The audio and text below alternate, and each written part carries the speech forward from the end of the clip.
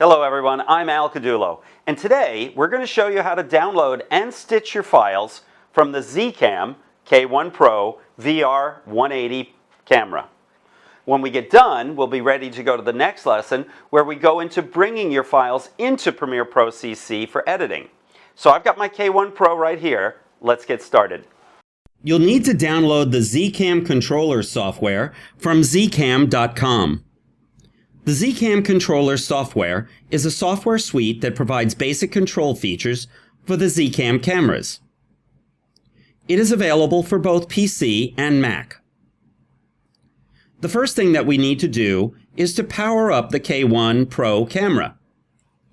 Next, connect an Ethernet cable from the camera to your computer. When you see the lights flashing, you'll know that you have a good connection and we can move on to the next step. Open the Zcam controller software and from the Action menu, select Scan Cameras. A pop-up window will appear which will show your cameras. If it's your first time using the software, you may need to type in the camera ID numbers. To find your ID numbers, power on the camera and click the Information button 5 times. You will then see the Ethernet address for camera A and camera B. Once your cameras are selected by clicking Choose, the window will close. Select the Tools drop-down and click on the File Manager. The File Manager window will open up, revealing all of your videos that are recorded onto your SD cards on your K1Pro camera. You can even open up each set and see the individual video files and play them back. You then have a choice of clicking the checkbox for each individual file or going down to the lower left and clicking Select All. Next, click the Download button, and you'll be asked to browse for the destination for your files. By clicking Download, the process will begin automatically.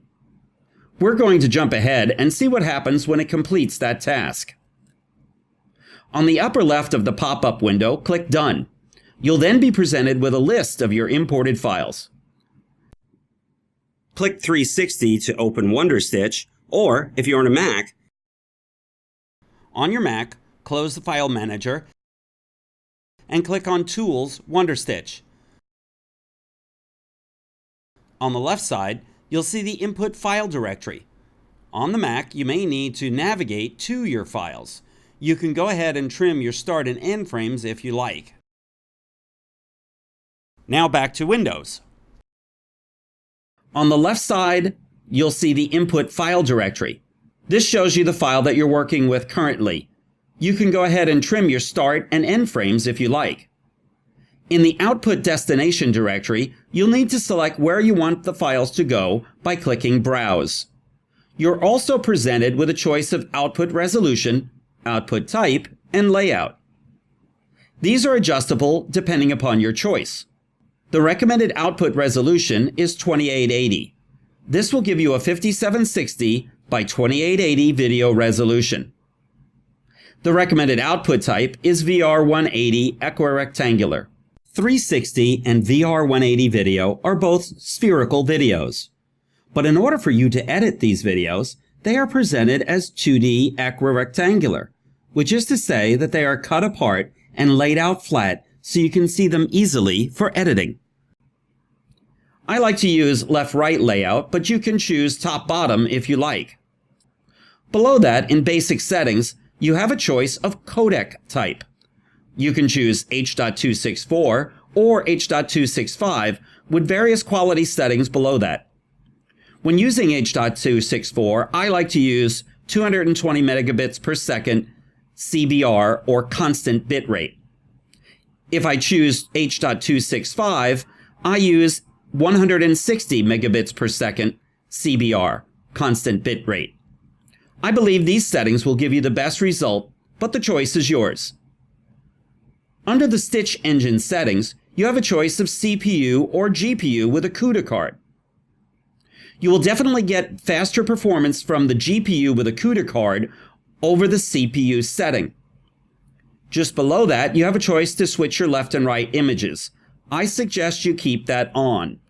And finally, there's a toggle switch for Smart Align. I would strongly recommend leaving this in the on position. And by clicking the Start button on the lower right, the process will begin for stitching the two images together. When the process is complete, you'll see a message in the window saying, Process, Finish, Success. A File Manager window will also pop open, showing the completed file. By double-clicking on that, we can take a look at the finished stitch file. If you have a pair of anaglyph glasses around, you can look at the 3D to check it.